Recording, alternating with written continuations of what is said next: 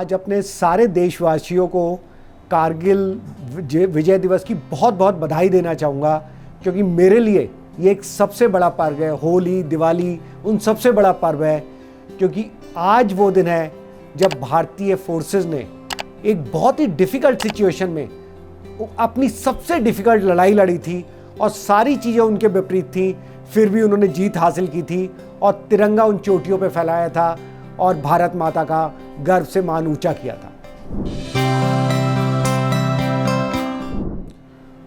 तो जब भी आप कारगिल विजय दिवस होता है तो मैं हमेशा 23 साल पहले पहुंच जाता हूं, जब कारगिल की लड़ाई हुई थी। तो 1999 में ही मेरी शादी हुई थी, फरवरी में मेरी शादी हुई थी। उस समय फिरोजपुर में पोस्टेड था और हम लोग शादी के बाद आए थे। मैं अपने घर में शिफ्ट भी नहीं हुआ था, हम लोग गेस्ट हाउस में थे और हम अपने घर के लिए परचेजिंग कर रहे थे। तभी अचानक खबर आई कि बॉर्डर पे कुछ सही नहीं चल रहा है और काफ़ी ऑफिसर्स की पोस्टिंग बॉर्डर्स की तरफ आ रही है। तो काफ़ी डिफ़िकल्ट मोमेंट था। मेरी वाइफ टोटली एक सिविल बैकग्राउंड से थी और एक तरह से मूवी का सीन था कि आपकी शादी हुई और सीधा बॉर्डर पे आपको वो आ गया। बट मतलब वो एक हिम्मत वाली लड़की थी, उसने मुझे हमेशा यही बोला कि आप हमेशा अपनी ड्यूटी पहले करिए।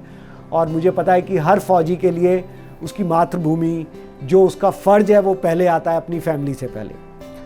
तो मैं वहाँ से रवाना हुआ और जब हम कारगिल में पहुँचे तो सिचुएशन बहुत ही डिफ़िकल्ट थी, क्योंकि दुश्मन ऊपर बैठा हुआ था, टेम्परेचर माइनस में था, हमारे पास आर्म्स अम्यूनिशन नहीं थे और हमें बहुत आइडिया नहीं था कि कितना दुश्मन है, कहाँ तक दुश्मन है। तो पहले मैं तंगमर्ग गुलमर्ग में पहुँचा और उसके बाद हम लोग को ऑर्डर हुआ कि कुछ दुश्मन ऊपर बैठ गए हैं, बट किसी को नहीं पता था कौन है, कितने हैं, आर्मी है, टेररिस्ट है। तो ये जर्नी थी जब हम पहुँचे। बट सिचुएशन उस समय पूरी हमारे विपरीत थी। उस समय हमारे जो चांसेस थे वो हमें समझ में नहीं आता था कि किस तरीके से हम विजय हासिल करेंगे। तो जब मुझे पता चला कारगिल वॉर में जाना है तो पहला तो रिएक्शन यही था कि आप एक पीस स्टेशन में हैं, आपकी नई शादी हुई है और उस समय तक चांसेस ये थे कि 2 साल बाद आपकी पोस्टिंग आएगी, क्योंकि आप 2-3 साल के लिए वहाँ पे रहते हैं। बट ऑब्वियसली एक ऐसा मौका था कि सडनली आपकी पोस्टिंग आ गई और आप वहाँ से जाके एक नॉर्मल पोस्टिंग में नहीं जा रहे हैं या आप एक काउंटर इंसर्जेंसी में नहीं जा रहे हैं, आप जा रहे हैं दुश्मन से लड़ने के लिए। तो एक शौक भी था, लेकिन उसके साथ एक खुशी भी थी, क्योंकि जब हम यूनिफॉर्म पहनते हैं तो हम प्रतिज्ञा करते हैं, जो अंतिम पग करते हैं जब हम ऑफिसर बनते हैं, उससे पहले हम एक शपथ लेते हैं। और वो शपथ ये होती है कि किसी भी स्थिति में, हर कंडीशन में मेरे लिए सबसे आगे होगा मेरा देश, उसकी वेलफेयर, उसका ऑनर और उसकी इज्जत। उसके बाद आएंगे मेरे अपने दोस्त और मेरे ट्रूप्स जिनको मैं कमांड करता हूँ, और सबसे लास्ट में आएगा मेरा पर्सनल वेलफेयर, मेरी अपनी फैमिली या मेरी अपनी सेफ्टी। तो हमारा बहुत क्लियर था कि मेरे लिए देश को सर्व करना, यूनिफॉर्म पहना है तो सबसे बड़ी प्रायोरिटी थी। तो मुझे खुशी भी थी कि मुझे इतनी कम यंग एज में दुश्मन से लड़ने का मौका मिल रहा है। उससे पहले की वॉर 28 साल पहले हुई थी। बहुत सारे लोग तो आर्मी में आके बिना वॉर लड़े ही रिटायर हो गए, बट मुझे इतनी कम एज में दुश्मन से लड़ने का मौका मिल रहा है। तो एक हर आर्मी ऑफिसर के लिए, हर सैनिक के लिए एक सौभाग्य भी है। तो मिक्स फीलिंग थी, थोड़ा एकदम लग रहा था कि शायद नई शादी हुई है, मेरी वाइफ कैसे एडजस्ट करेगी, और मुझे नहीं पता था कि मैं वॉर से वापस आऊँगा नहीं आऊँगा, मेरे पेरेंट्स पे क्या गुजरेगी, क्योंकि हर पेरेंट्स अपने बेटे को देखते हैं कि वो बुढ़ापे में उनका सहारा बनेगा। मुझे पता नहीं था कि मैं कल होऊंगा या नहीं होऊंगा, बट इन सब को पीछे रखे सबसे बड़ी चीज़ थी कि मुझे वो सौभाग्य मिला है कि अपने देश के लिए लड़ने का, जो हर एक फौजी की, हर एक जवान की और हर एक ऑफिसर की ख्वाहिश होती है कि वो आगे जाके देश के लिए लड़ सके। तो टोलोलिंग पहली पहाड़ी थी जहाँ पे पहले अटैक हो रहे थे, क्योंकि टोलोलिंग NH1 के बिल्कुल पास में थी और वो दुश्मन वहाँ से बैठ के क्लियर NH1 को देख सकता था और लगातार फायर ला रहा था। तो पहला टास्क ये था कि टोलोलिंग से उन्हें हटाना है। लेकिन टोलोलिंग बहुत डिफ़िकल्ट थी, क्योंकि उन्हें पता था इंडियंस आएंगे तो नीचे से आएंगे। उन्होंने चारों तरफ माइंस लगा रखी थी। उन्होंने अपनी सारी गनों का रुख उधर कर रखा था कि जैसे ही हम चढ़ाई शुरू करते थे वो इतनी गोलाबारी करते थे जो अपनी साइड से और पीछे पाकिस्तान आर्टिलरी फायर कि हमारे अटैक सफल नहीं हो पा रहे थे। हमसे पहले उस पीक पे 3-4 अटैक हुए जो ग्रेनेडियर्स और वन नागा ने किए, लेकिन वो सफल नहीं हो पाए। वो लोग एक जगह तक पहुँचे, उसके बाद ग्रेडियंट बिल्कुल स्टीप चढ़ाई थी जहाँ वो ऊपर नहीं चढ़ पाए। इतनी भीषण गोलाबारी करी, इवन जो मेरे साथी थे उनकी बॉडी भी वहाँ तक पड़ी थी। हमने एयरफोर्स भी यूज़ करने की कोशिश करी, लेकिन जैसे ही एयरफोर्स के जो जहाज़ थे थोड़े नीचे आए, पाकिस्तान को पता था, तो वो अपने साथ स्ट्रिंजर मिसाइल्स लेके आए थे और उन्होंने शूट कर दिया। आपको याद होगा फ्लाइट लेफ्टिनेंट नचिकेता की डेथ हो गई थी उसमें, विंग कमांडर आहूजा भी उन्होंने भी कुर्बानी दी थी। तो हम अपने एयरक्राफ्ट को भी यूज़ नहीं कर पा रहे थे। तो फाइनली ये जो टास्क मिला ये राजपूताना राइफल्स को मिला, और मैं राजपूताना राइफल के साथ आर्टिलरी ऑफिसर्स था, और मेरी जिम्मेदारी थी कि सारे जो गन्स थी, बोफोर्स गन, बाकी फील्ड गन, उनकी हेल्प से ये अटैक को सक्सेसफुल बनाना। हमने 2-3 काम किए अपने जवानों में जोश भरने के लिए, क्योंकि इतने अटैक किए थे वो सक्सेसफुल नहीं थे।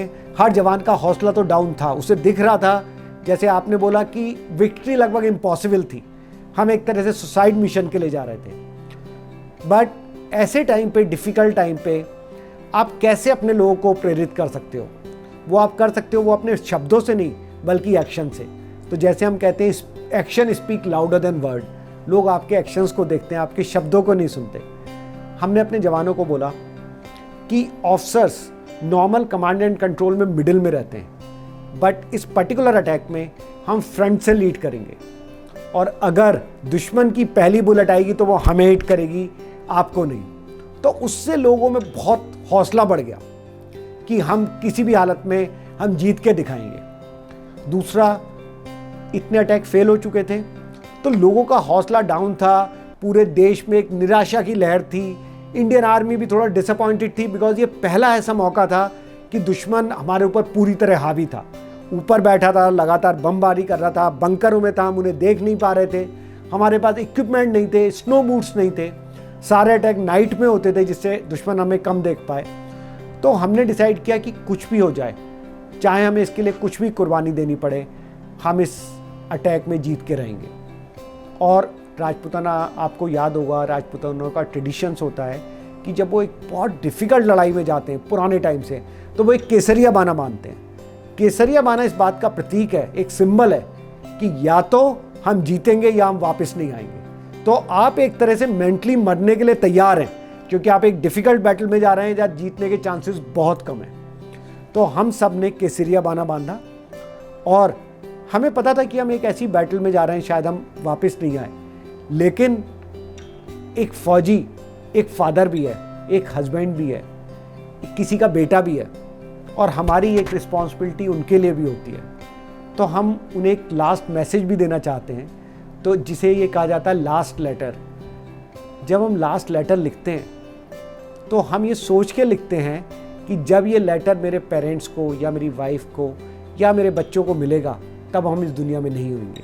वो लेटर लिख के बंद कर दिया जाता है बॉक्स में, और वो बॉक्स अगर ऑफिसर या जवान जिंदा वापस आ जाता है तो वो लेटर फाड़ देता है विक्ट्री सेलिब्रेट करते हुए, और अगर वो नहीं आता तब वो बॉक्स उसकी फैमिली को भेजा जाता है, और वही जिसका नाम लिखा होता है वही उस लेटर को खोलता है।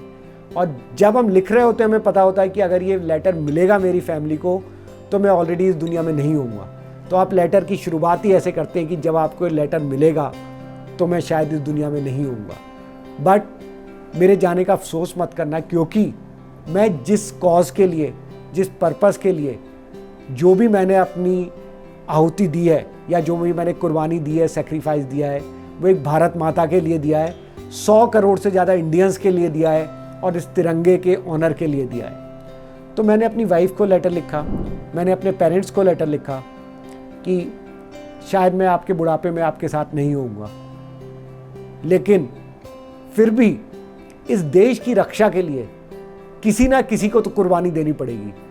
आज़ादी आसानी से नहीं मिलती, हमें लगता है, लेकिन आज़ादी एक बलिदान मांगती है, और इस आज़ादी को बनाए रखने के लिए किसी ना किसी को कुर्बानी देनी है। तो मैं खुश हूँ कि मैं आज इस जगह हूँ कि मैं अपनी कुर्बानी देने के लिए जा रहा हूँ। मुझे पूरा विश्वास है हम जीत के आएंगे, बट अगर मैं नहीं जीता तो आप लोग अपना ख्याल रखना, और मेरी मौत का अफसोस मत करना, बल्कि उसको एक सेलिब्रेट करना, क्योंकि जिस चीज़ के लिए मैं जा रहा हूँ वो शायद लाइफ से भी बहुत बड़ी है। ऐसे ही मैंने लेटर अपनी वाइफ को लिखा कि हमारी नई शादी हुई थी, हम बहुत कम टाइम के लिए साथ थे, शायद हम अपने घर में भी मूव नहीं कर पाए थे, लेकिन मेरे लिए इस रिलेशन से भी बड़ा वो वादा है, वो शपथ है जो मैंने अपने एनडीए और आईएम में ली थी, जहाँ मैं बोल रहा हूँ देश मेरे लिए सबसे इम्पॉर्टेंट है। तो इस तरह के इमोशन थे, हम सब ने वो लेटर लिख के बॉक्स में रखा और फिर हमने अटैक चालू किया। मैं आर्टिलरी गन्स को भी कंट्रोल कर रहा था। 120 आर्टिलरी गनों से हमने दुश्मन के ऊपर बहुत बमबारी की, जिससे वो नीचे रहे और जब हमारी इन्फेंट्री ऊपर जा रही है तो उनके ऊपर फायर ना कर सके। और ये उन लोगों को डायरेक्ट करते हुए हम लोगों ने अपना लक्ष्य किया और हम बढ़ने लगे। एनिमी फिर भी हमारे ऊपर फायर कर रहा था, माइंस लगा रखी थी, बट हम आगे बढ़ते रहे। हमने अपने बैग में कोई खाना नहीं रखा, कोई पानी नहीं, क्योंकि अगर हम जीत गए तो शायद पानी और खाने के बिना 2 दिन जिंदा तो रह पाएंगे, लेकिन अगर गोली खत्म हो गई तो हम नहीं बचेंगे। इसलिए हमने सब कुछ निकाल दिया था। कमांडो टीम ने केवल बारूद, ग्रेनेड्स, एम्यूनिशन केवल ये रखा और हम लगातार लड़ते रहे। 12-13 घंटे लगातार लड़ने के बाद जो हमने शाम को अटैक शुरू किया था, अर्ली मॉर्निंग में हमने टोलोलिंग के ऊपर तिरंगा फहरा दिया। मेजर विवेक गुप्ता को सैक्रिफाइस देना पड़ा, मेरे 5 जवान को भी बहुत बुरी तरह घायल थे, लेकिन जो विक्ट्री हमने हासिल की उसने पूरी कारगिल की लड़ाई का रुख मोड़ दिया। वो एक टर्निंग पॉइंट था पूरी कारगिल के लिए और मेरी अपनी लाइफ का वो सबसे बड़ा अचीवमेंट है। मतलब आज मैं कॉर्पोरेट में हूँ, मैं कुछ भी बन जाऊँ कल लाइफ में, बट वो जो अचीवमेंट है उससे बड़ा लाइफ में कभी कुछ नहीं होगा। हमने विक्ट्री हासिल कर ली थी। जैसे मैंने आपको बताया, हम लगातार 2 दिन तक लड़ रहे थे, कुछ खाने पीने को नहीं था।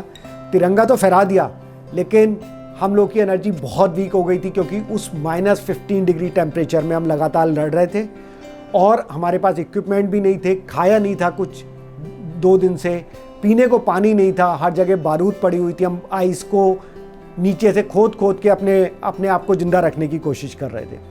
और एनिमी तब बौखला गया था उस विजय के बाद से कि उसने इतनी गोलाबारी करी, जो हमारा रीइंफोर्समेंट जो हमारे लिए खाना, पानी, अम्यूनिशन लेके आ रहा था और मेडिकल एड, वो थोड़ा रुकना पड़ा उसे, वो आगे नहीं बढ़ पा रहे थे। अब सिचुएशन ये थी, हम पीक पे हैं, एक तरफ से एनिमी काउंटर अटैक करने वाला है और हमारे पास कुछ खाने को नहीं है, पीने को नहीं है। 5 सिपाही मेरे हैं जो बहुत बुरी तरह घायल पड़े हैं, जिनके गोलियां लगी हुई हैं। मुझे अपने जो ऑफिसर्स की बॉडी थी उनको भी सम्मान के साथ पीछे भेजना है। उस समय हमने सोचा कि हम कैसे सर्वाइव करेंगे अगर मेरी रीइंफोर्समेंट नहीं आई। जवानों की एनर्जी भी वीक होती जा रही थी। हमें शायद ये लगा कि जब एनिमी यहाँ पे इतने महीनों से बैठा हुआ है, इनका कुछ किचन होगा यहाँ पे, किसी तरह इन्होंने भी सर्वाइव किया होगा। हमने उसको ढूंढना शुरू किया।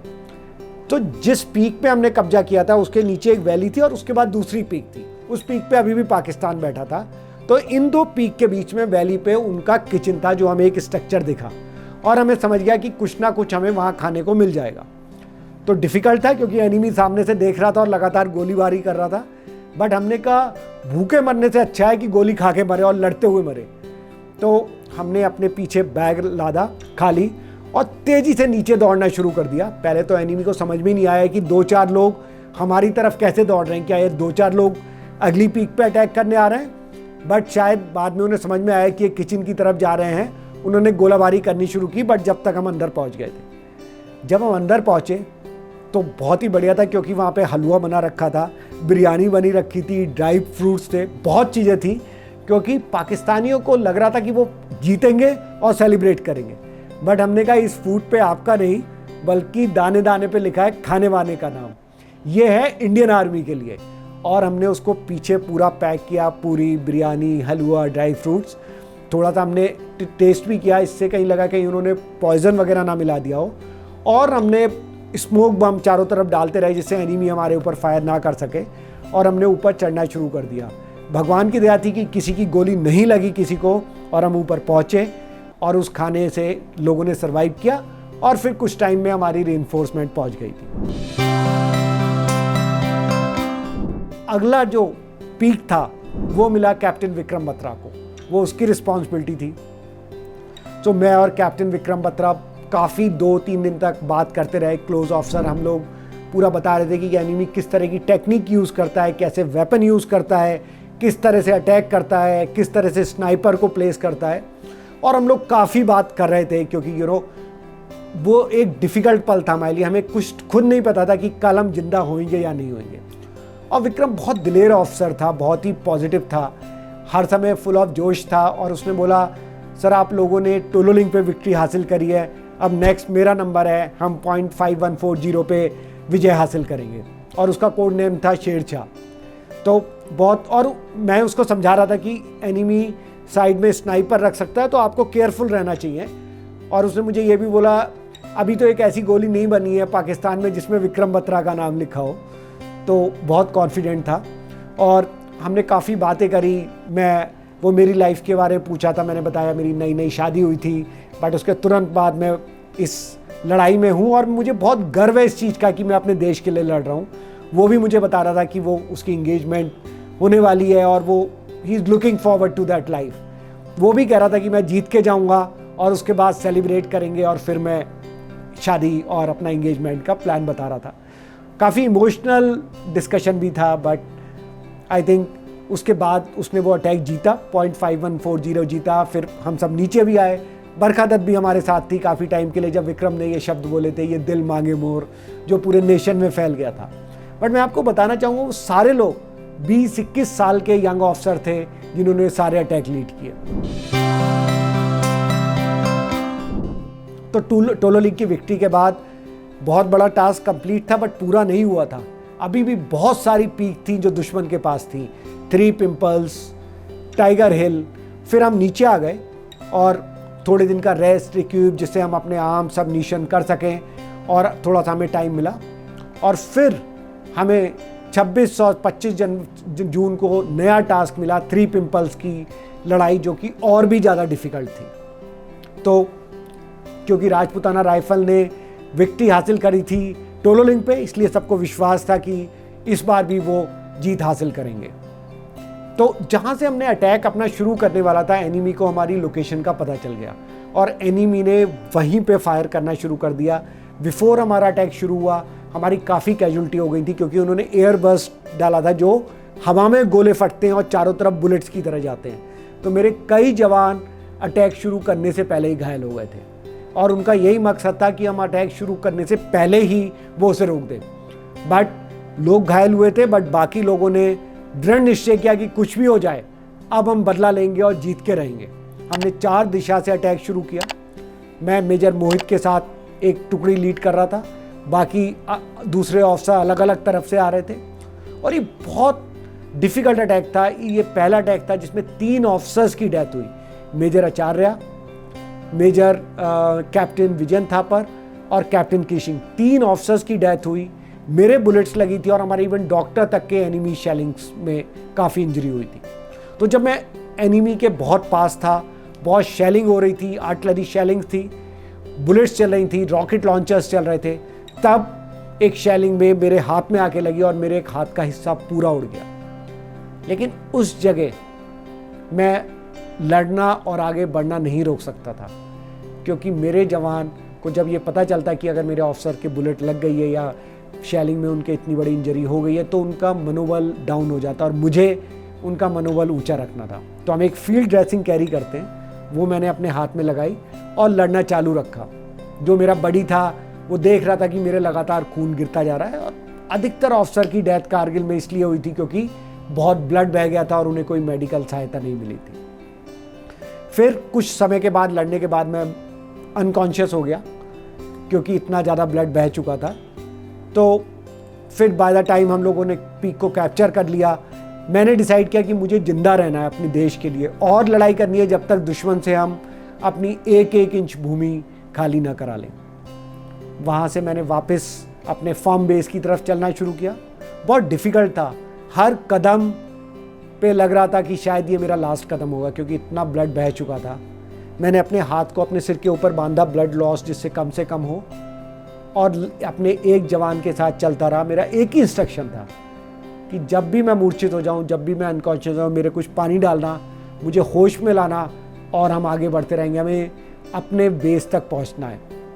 शायद ये एक भगवान का आशीर्वाद है, इतने हजारों मिलियंस करोड़ों इंडियन का एक आशीर्वाद है कि उस कंडीशन में जहाँ पे मुझे नहीं लग रहा था कि मैं कभी बच पाऊँगा, पहुँच पाऊँगा, मैं पहुंच गया लास्ट तक, और फिर मुझे 2 दिन तक ऑपरेशंस चलते रहे, मुझे कुछ नहीं पता चला। और फिर मेरी आँख खुली तो मैं श्रीनगर के बेस में था, मेरे 3 ऑपरेशंस ऑलरेडी हो चुके थे। फिर दिल्ली मुझे लाया गया, जहाँ पे मैं 1 साल लगातार ट्रीटमेंट पे रहा।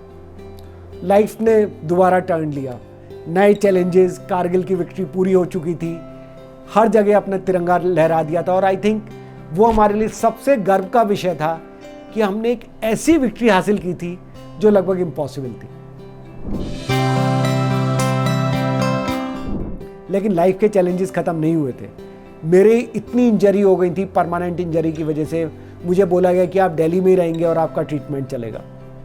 मैंने अपने सुपीरियर से बोला कि मेरी यूनिट अभी भी कारगिल में है, मैं अपनी यूनिट के पास जाना चाहता हूँ, but because of medical injury army के अपने प्रोसीजर्स होते हैं, मुझे फील्ड में जाना अलाउड नहीं था और मेरा ट्रीटमेंट अभी भी काफ़ी दिन चलना था। तब मैंने निश्चय किया कि मैं एक नई फील्ड में चैलेंजेस लूँगा और फिर से सक्सेसफुल होकर दिखाऊंगा।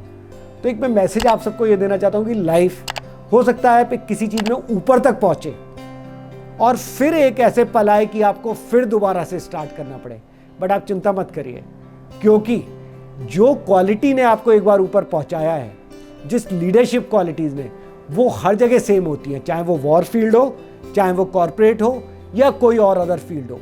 आपका विक्ट्री और आपका बैटल का एरिना चेंज हो सकता है, बट आपकी क्वालिटी इंश्योर करेंगी कि आप हर समय टॉप पे आ रहे हैं। हॉस्पिटल के बेड से फिर मैंने MBA की पढ़ाई शुरू करी और 8 महीने की कड़ी पढ़ाई के बाद, क्योंकि मेरा पढ़ाई से संपर्क पूरा टूट गया था ND के बाद से, सिविल की पढ़ाई से भी हम पूरा आर्मी के टैक्टिक्स पढ़ रहे थे, बट सिविल की पढ़ाई से टूट गया था और अब मुझे compete करना था सिविल की पढ़ाई के लिए।